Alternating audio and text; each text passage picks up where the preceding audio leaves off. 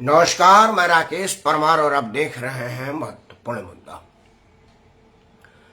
मित्रों, महत्वपूर्ण मुद्दा में आज सबसे पहले महत्वपूर्ण मुद्दा यह था कि दिल्ली में अधिकारी किसका होगा, इस बात का विधेयक लोकसभा में प्रस्तुत कर दिया गया, वहां पारित भी हो जाएगा।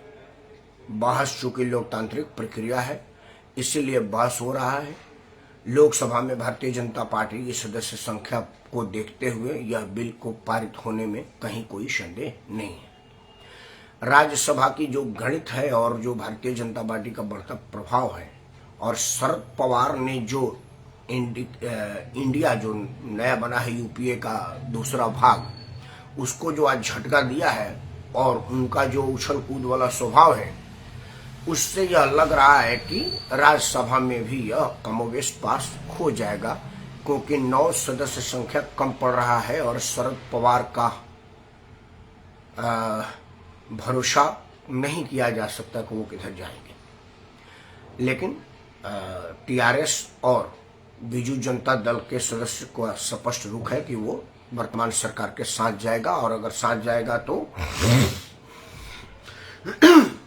यह पास हो जाने की उम्मीद है। आज ये महत्वपूर्ण नहीं था क्योंकि ये गणित का हिसाब है और गणित भाजपा के साथ है, भारत का जनमानस भी भाजपा के साथ है। आज सवाल है कि हरियाणा का जो मेवात क्षेत्र है, जिसको नूह बोलते हैं, वहां जो स्थिति आज उत्पन्न मतलब कल उत्पन्न हुई है और जो 2 दिन से वहां पर चल रहा है, उसका आधार क्या है और यह क्या कहता है। 140-45 करोड़ की आबादी भारत में भारतवासियों की बताई जा रही है, जिसमें 18 से 20 करोड़ मुसलमान रहते हैं। 18 से 20 करोड़ मुसलमान जब चाहे जो चाहे करने की सलाहियत रखता है और उसे किसी का डर नहीं है।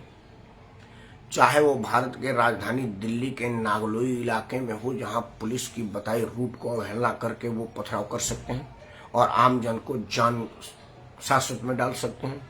चाहे वो हरियाणा का मेवात क्षेत्र हो, जहां पर लोग हिंदू धर्म के मानने वाले शिव जी पर जलाभिषेक करने जाते हैं और वो उस पर आक्रमण करके सैकड़ों गाड़ियों का तोड़फोड़ कर सकता है, मतलब इतना गदर मचा सकता है कि थाने में बैठा हुआ लोगों को भाग करके जान बचानी पड़ी।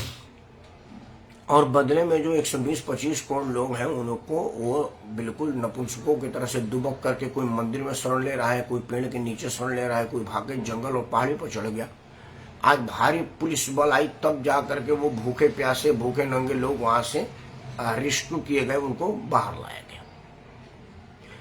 यहां तक सब चिंताजनक है। इसके बाद जो बात है वो चिंताजनक माने, खतरनाक माने या क्या माने, ये मैं मान ही नहीं पा रहा हूं।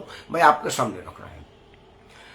मित्रों, समान नागरिक संहिता की जो बात आ रही है, उसमें मुस्लिम परस्त राजनीति करने वाले लोग वोट बैंक के वजह से वो इसका विरोध कर रहे हैं, क्योंकि उनको पता है कि 18-20 करोड़ आबादी एक छत्र एक मुश्त उस आदमी को वोट देगी जो मुस्लिम परस्ती को बढ़ावा देगा।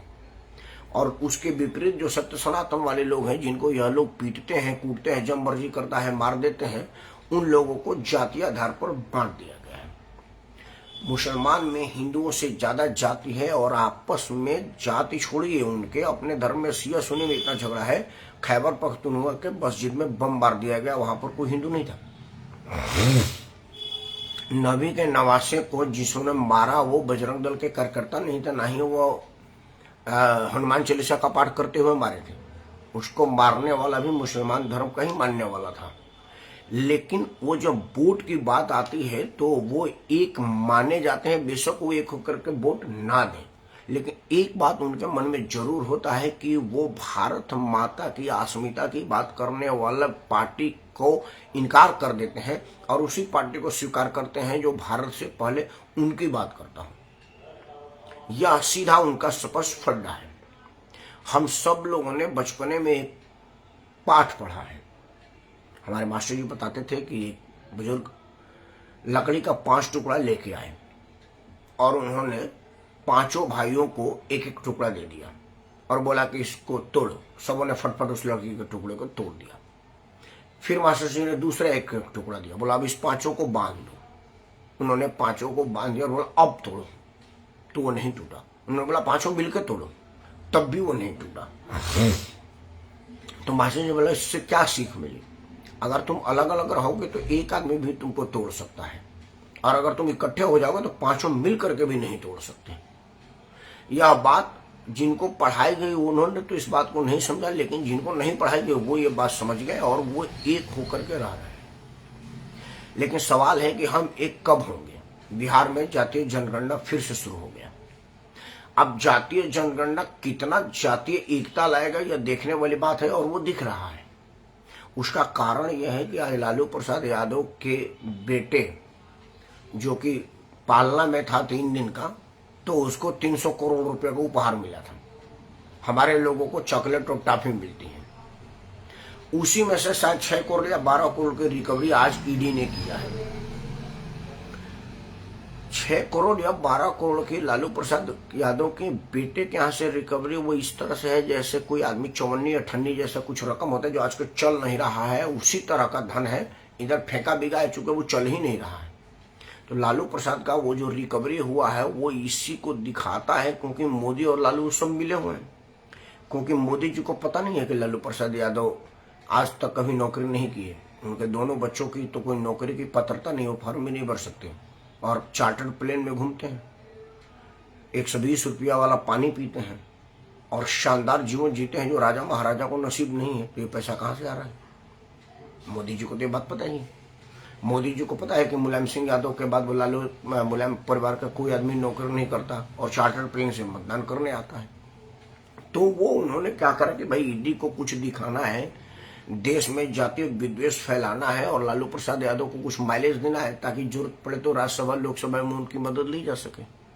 इसी वजह से लालू प्रसाद यादव का वो रिजेक्टेड प्रॉपर्टी जो लालू प्रसाद के किसी काम का नहीं था उसको रिकवर करा करके और अब वाहवाही कर रहे हैं कि देखिए हमने रिकवर कर लिया, और लालू प्रसाद को स्पेस दे रहे हैं कि वो अपने लोगों को कहिए कि बदले की भावना हो रही है। खेल मैं समझ रहा हूँ, आप क्यों नहीं समझ रहे? मैं नहीं समझ रहा हूँ। तो हमको आपस में बांटने का पूरी षड्यंत्र रची जा रही है और उनको खुली छूट देने का षड्यंत्र रचा जा रहा है। 1947 से पहले इसी तरह की स्थिति उत्पन्न की गई थी, और 1947 की जो परिदृश्य उत्पन्न हुआ उसका परिणाम हुआ कि 2 देश बन गए, 2 निशान बन गया, 2 विधान बन गया, 2 संविधान बन गया, और हमारे देश की छाती पर एक लाइन खींची गई। इसके पहले कि देश और बिगड़ता, एक महामानव नाथूराम गोडसे नाम के आए और इस कलंक को खत्म किया। अब क्या कोई नाथूराम गोडसे उत्पन्न होगा जो कलंक खत्म करने की हिम्मत करेगा, हिमाकत करेगा? यह विषय भी बड़ा चिंतनीय है। मैं आपसे हाथ जोड़ के प्रार्थना करता हूं कि आप इन विषयों को समझें, क्योंकि जब भूखे नंगे अंग्रेज नाव पर चढ़ करके सुख के शरण में आए थे तो उनके साथ और कोई नहीं आया था। आप ही के लोग उनका साथ दिए और आप ही के लोगों को परेशान किया गया। भूखे नंगे भेड़ बकरी चराते हुए कुछ मुसलमान आए गल्फ कंट्री से और यहाँ आकर के यहीं पर शासन किया और यहीं के लोगों को इस्तेमाल किया, यहीं के धन का दोहन भी किया, लूटपाट भी किया और इसी के धन से निर्माण किया और कहा कि हमारा निर्माण है, और आप 200 साल 1000 साल तक उनका गुलाम बने रहे। यह मानसिकता शुरू से है, इसको खत्म क्यों नहीं कर रहे मेरे समझ में नहीं आ रहा। जातीय विद्वेष कहीं नहीं है, ना तो सब्जी की दुकान पे है, ना बस में है, ना रेल में है, ना कहीं घूमने फिरने में है। फिर जब एक हो करके विरोध करने की जरूरत होती है तो वहां आपका जातीय एकता कहाँ चला जाता है? इस पर विचार जरूर करिएगा, और अगर ना करिएगा तो नूह में हुए घटना को याद करिएगा, जहां पर एक आदमी को घेर करके मारने के लिए सैकड़ों गाड़ियों को फूंक दिया गया और कई लोगों को घायल कर दिया गया, और कहा गया, उन्होंने कोई हाइड नहीं किया, उन्होंने कहा कि मुझे वो फलाने आदमी को मारना है। मतलब चैलेंज करके मारने आए थे और पुलिस वहां नपुंसकों की तरफ से ताली बजा रही थी। यह बात ध्यान क्यों ताली बजाए? क्योंकि उनको सरकार ने नपुंसक बना रखा है। मुझे अपने हरियाणा पुलिस के मर्दांगनी पर कतई रत्ती भर भी संदेह नहीं, लेकिन मुझे भरोसा है कि सरकार ने उनको नपुंसक बना रखा है कि भाई तुम लोग ताली बजाओ, लाठी मत बजा देना। यही योगी की पुलिस है। योगी जी ने कहा कि ताली मर्द नहीं बजाते भैया, तुमको ताली बजाने के लिए नहीं रखा, तुम लाठी बजाना, गोली बजाना, बुलडोजर बजाना। आज स्थिति देखिए कि उत्तर प्रदेश से सटा मेरठ में आशंका है कि कुछ वहां जाएगा। मेरठ पुलिस निश्चिंत है कि यहाँ पर योगी जी की पुलिस है, यह ताली बजाने पर मजबूर की गई पुलिस नहीं है। यह लाठी बजा देगी, गोली बजा देगी, बुलडोजर बजा देगी। लेकिन हरियाणा की सरकार, हरियाणा के मुख्यमंत्री ने शायद अपने सिपाहियों को ताली बजाने पर मजबूर किया है। इसी वजह से स्थिति आई कि उन्होंने चैलेंज करके कहा कि मैं फलाना आदमी को मारूंगा और वो आदमी अभी तक सही सलामत है, किसी की गिरफ्तारी नहीं हुई है। सरकार उनके सामने इसलिए नतमस्तक है कि वो वोट बैंक के आगे मजबूर है, लेकिन आप अपनी वोट बैंक को मजबूत क्यों नहीं कर रहे हैं, ये मैं नहीं समझ पा रहा हूँ। अगर आप समझिएगा तो मुझे जरूर बताइएगा। तब तक मैं यही प्रार्थना करूंगा कि ईश्वर आपको सद्बुद्धि दे और एक रहने की सलाहियत दे। जय हिंद, वंदे मातरम, भारत माता की जय।